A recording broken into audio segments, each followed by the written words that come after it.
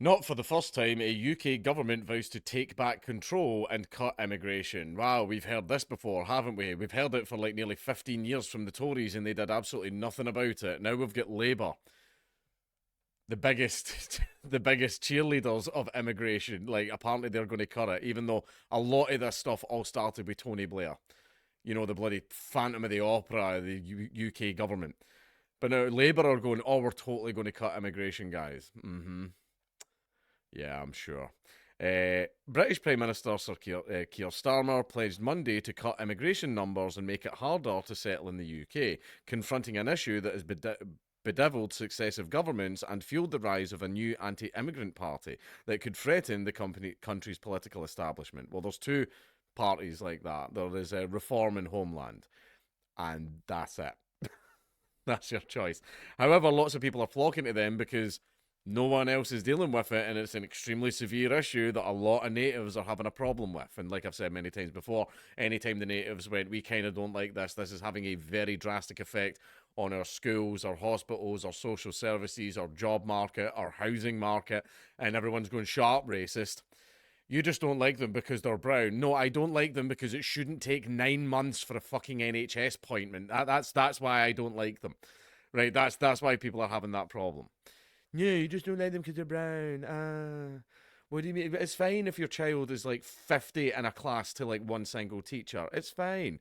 Starmer, whose centre left Labour Party won a landslide victory last July, and that wasn't because Labour are amazing. It's because the Tories were that shit. Is facing pressure from voters who are increasingly frustrated by high levels of immigration that many believe have strained public services. Not believe, they in fact have, and inflamed ethnic tensions in some parts of the country, which is also true. Starmer said he would end Britain's failed experiment on open borders less than 2 weeks after Reform UK, the hard right party led by Nigel Farage, scored big victories in local elections. Oh, so basically, it wasn't out of duty. He didn't want to do it out of duty to give the people what they want, which is your job, as a politician. It's because someone else might win on that point. That's what it is. So it wasn't out of duty to the British people. It's because, oh no, I might get voted out. It was about power. It was because you wanted to keep your power. That's why. That's the only reason you're doing it. And you're not going to do it because, like any standard politician, you're going to promise it and then not deliver at all.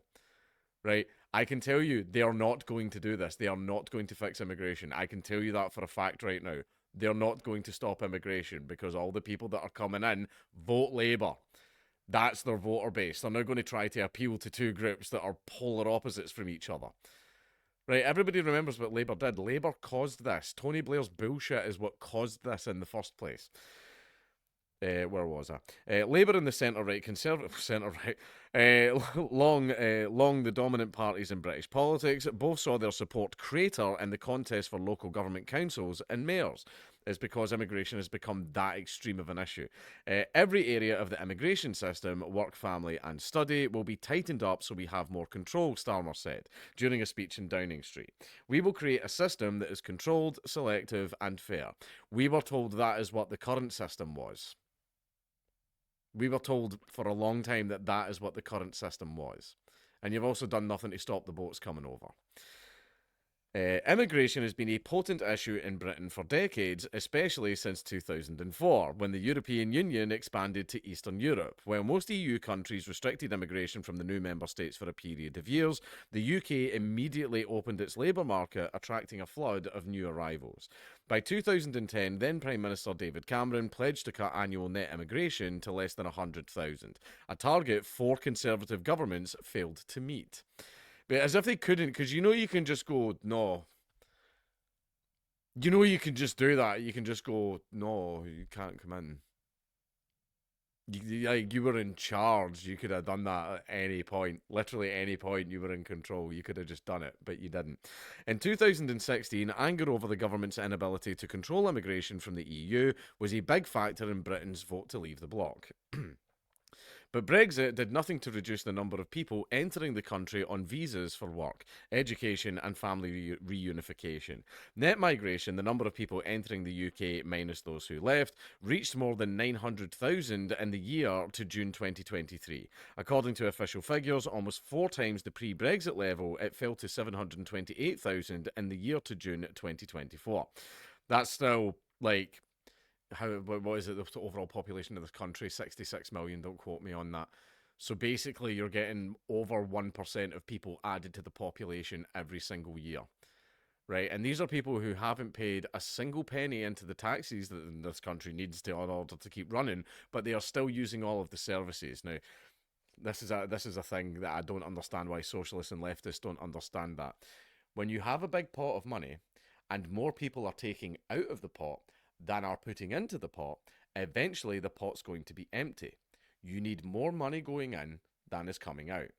If you have more coming out than is going in, the pot will run empty. And then nobody gets any social services. Nobody gets any NHS. Nobody gets any dentists. Nobody gets any schools. Nobody gets any of that stuff, because there's no money to pay for it. And in response, what they'll do is, oh, well, in order to cover the deficit, we're going to increase taxation. And then what's going to happen is companies are going to go, well, fuck that then. It's now no longer profitable for us to be in this country. And what will happen is the small little mom and pop shops, they will all shut the fuck down because they cannot afford that stuff. And all the larger big corporations will just pack up and move elsewhere. It's called capital flight. Right? If you want to attract businesses that create jobs, lower taxation to make it actually beneficial for that business to open up their business there, or open a factory there, or open any kind of store there. That's what you want. But you're not doing that. It's amazed how many people need a lesson in basic fucking economics. In recent years, concerns that the government has lost control of Britain's borders, I mean, it have been fueled by the sight of thousands of migrants entering the UK on leaky inflatable boats operated by people smugglers. But those people, oh, it costs them up to 12 grand a time. Well, tell me where little Aftab the goat farmer is getting 12 grand from. Where did he get the money from? And it's going straight into the pocket of literal human traffickers. Human traffickers, you know, those people that also engage in child trafficking for sex slavery. Yeah, those guys. Yay, bring the boats across. And it's like, in that one single trip, a literal, like, child rapist just made, like, 200 grand. Why are you cheering? Why are you happy about that? Because you know that money is going to go into, you know, importing more children for sex. Like, you know, why are you clapping? Why are you celebrating that? Some 37,000 people crossed the English Channel in small boats last year, down from 45,000 in 2022, government statistics show. Oh, goody. You remember that? Rule Britannia. Britannia rules the waves, not the ones in our own fucking channel, apparently. Starmer has vowed to cut that number by tackling the criminal people smuggling gangs that organise the journeys. They're all based in France, and the French government actually know about them and let them get away with it because they don't want the migrants in France either. They're happy to let the people smugglers operate with impunity on French soil so that they can ship the problem away to another country for them to deal with. Yeah, thank you, France. Now, bugger off. Now he has also vowed to reduce legal migration significantly by cutting the number of visas granted for low-skilled work, raising salary thresholds for employment-related visas, and raising English proficiency standards for migrants. He declined to set a target for the reduction. Starmer adopted the language of the pro-Brexit campaign he once opposed, saying his government would take back control of Britain's borders. He said previous Conservative governments have overseen a one-nation experiment in open borders conducted on a country that voted for control. Well, no more. Government plans submitted Monday pledged to slash the number of visas for low-skilled jobs and end overseas recruitment for care homes. Essential but usually low-paid work. The government said it would improve the terms of employment in order to attract British workers to these jobs, but did not give details. Martin Green, chief executive of industry body Care England, said international recruitment was a lifeline for the sector, or you could just pay better wages and recruit, you know, the natives. You could do that too. No, my cheap labour. Oh, my little wagey slaves that I can pay like really low amounts of money under the table and they don't declare taxes or anything like that. No. I need my slave labour. Don't take it away. Taking it away now with no warning, no funding and no alternative is not just short-sighted, it's cruel, he says. No, my profit margin. I might have to actually hire natives and pay them proper wages instead of paying them. Because this the thing is, you know that if you're an illegal migrant, you cannot get work. Like, you can't get work. They check your records. They check your paperwork to see. So what they do is they get little side jobs where they get paid under the table. So even again, when they're using all these social services, they're not paying taxes because they're getting paid in cash under the table.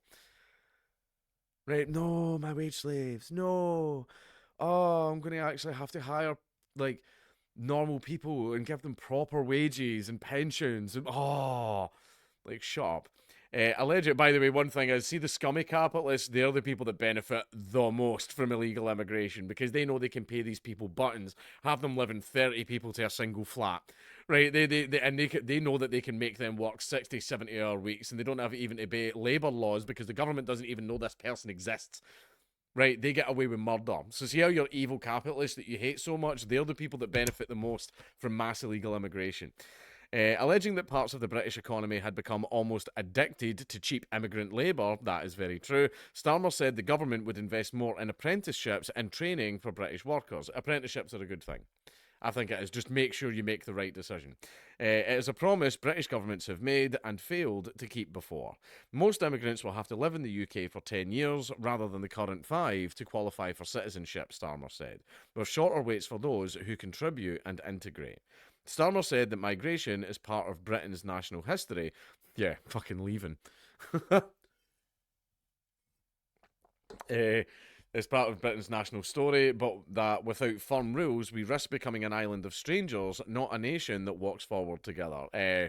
You've been to London, you've been to Birmingham, you've been to Manchester. It's a place of strangers.